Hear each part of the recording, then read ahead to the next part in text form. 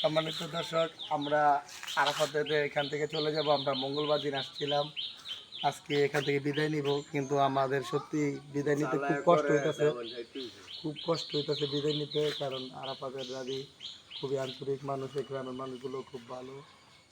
গ্রামে ছিলাম, গ্রাম প্রাকৃতিক দৃশ্যগুলো দেখে প্রাকৃতির প্রতি খুব একটা মায়া লেগে গেছে, অনেকটা মায়া লেগে গেছে।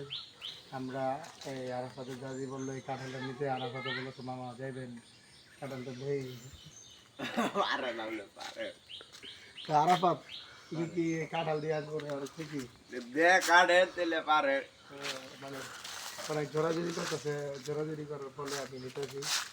তবে এক কাম করো, গিয়া ওই আমার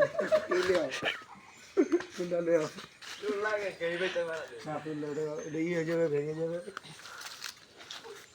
আচ্ছা দেখি করা যায় কি না।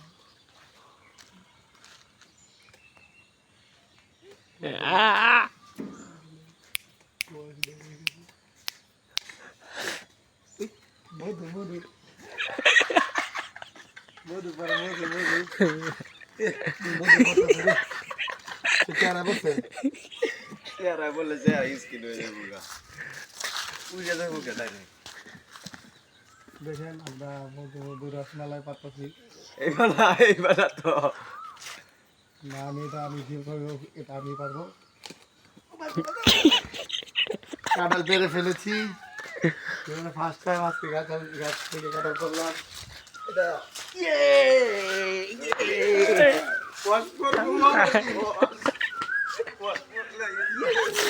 Biar tahu ya. Edit ya.